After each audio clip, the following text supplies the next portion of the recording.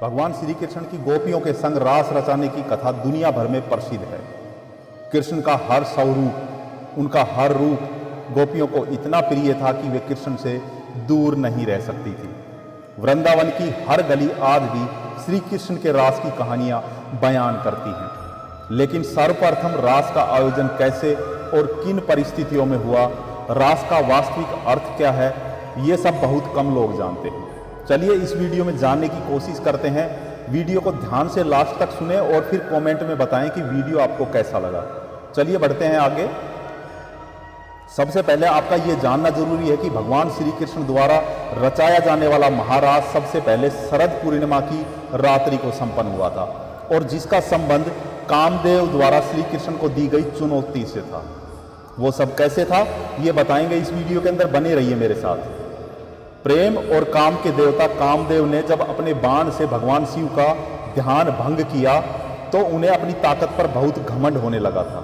दरअसल सती की मृत्यु के बाद जब भगवान शिव संसार की मोह माया के बंधन से मुक्त होकर ध्यान में लीन हो गए थे, तब देवताओं के कहने पर कामदेव के बाण ने ही उन्हें पार्वती की ओर आकर्षित किया था।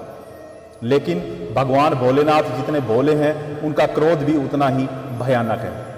ध्यान भंग होने से क्रोधित भगवान शिव ने कामदेव को भस्म कर दिया था, परंतु कामदेव की पत्नी रति की विनती सुनकर भोलेनाथ ने कामदेव को पुनः अस्तित्व प्रदान किया। इस घटना के बाद कामदेव को अपने ऊपर गर्व हो गया कि वे किसी को भी काम के प्रति आसक्त कर सकते हैं। इसी घमंड के चलते उन्होंने एक बार भगवान श्री कृष्ण को, जो कि वासना और काम जैसी भावना से मुक्त रहते हैं, उनसे कहा कि वे उन्हें वासना के बंधन में बांध कर ही रहेंगे। श्री कृष्ण ने भी उनकी चुनौती स्वीकार कर ली थी, परंतु इसके लिए भी कामदेव की एक शर्त थी।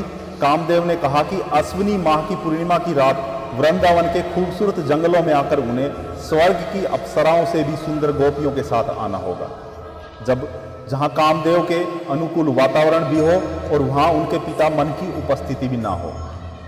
कृष्ण ने कामदेव की यह बात मान ली और शरद पूर्णिमा की रात वृंदावन के रमणीय जंगल में पहुंचकर बांसुरी बजाने लगे।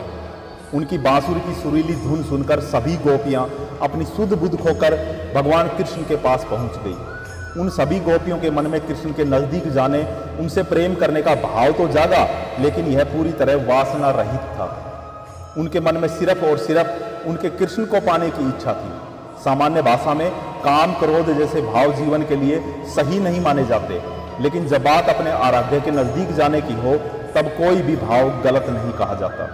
श्री कृष्ण ने हजारों रूप धरकर वहां मौजूद सभी गोपियों के साथ महारास रचाया, लेकिन एक क्षण के लिए भी उनके मन में वासना का प्रवेश नहीं हुआ। काम के देवता कामदेवता ने अपनी पूरी ताकत लगा दी, लेकिन वे श्री कृष्ण के भीतर वासना या काम जैसे किसी भी भावना को उत्पन्न करने में विफल रहे। ब्रह्मचर्य व्रत का पालन कर रहे सन्यासियों के लिए वासना पर नियंत्रण रखना अपेक्षाकृत आसान है, क्योंकि वह किसी भी तरह से स्त्री के नजदीक नहीं जाते, ना ही किसी स्त्री को अपने समीप आने देते हैं। लेकिन चारों ओर अप्सराओं से भी खूबसूरत स्त्रियों से घिर जाने के बाद स्वयं को वासना से बचाकर रखने का कार्य तो भगवान श्री कृष्ण ही कर सकते हैं। उन्होंने महारास का आयोजन भी किया, लेकिन उस रास के दौरान अपने भीतर किसी तरह की वासना को उत्पन्न नहीं होने दिया।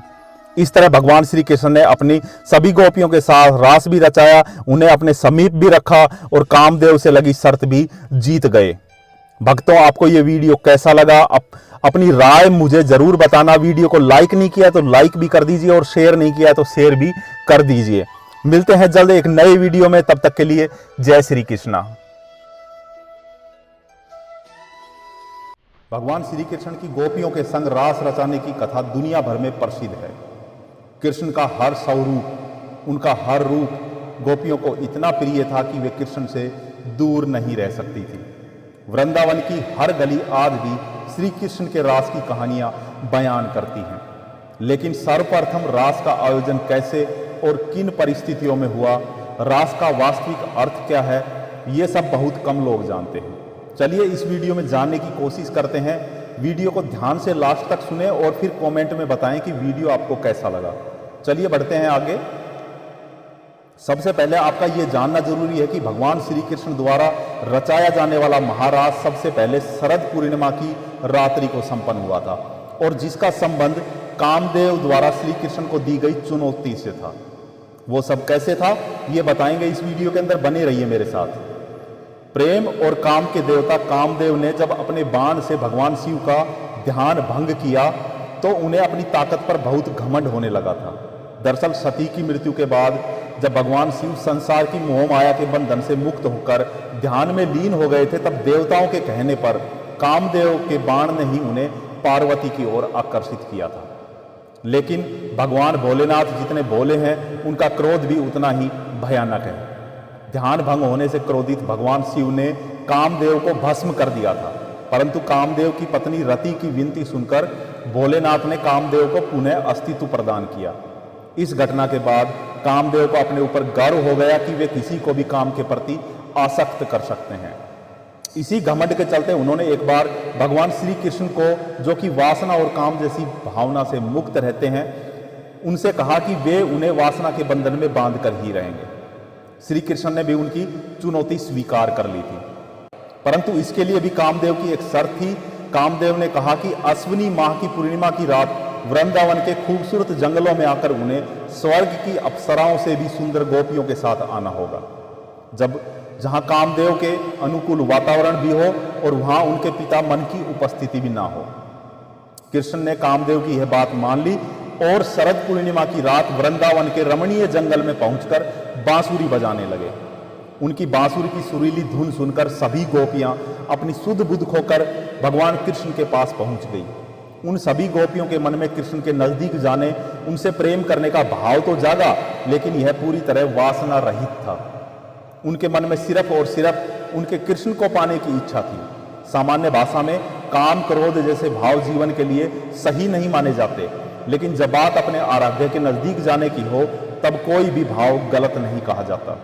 श्री कृष्ण ने हजारों रूप धरकर वहां मौजूद सभी गोपियों के साथ महारास रचाया, लेकिन एक क्षण के लिए भी उनके मन में वासना का प्रवेश नहीं हुआ। काम के देवता कामदेवता ने अपनी पूरी ताकत लगा दी, लेकिन वे श्री कृष्ण के भीतर वासना या काम जैसे किसी भी भावना को उत्पन्न करने में विफल रहे।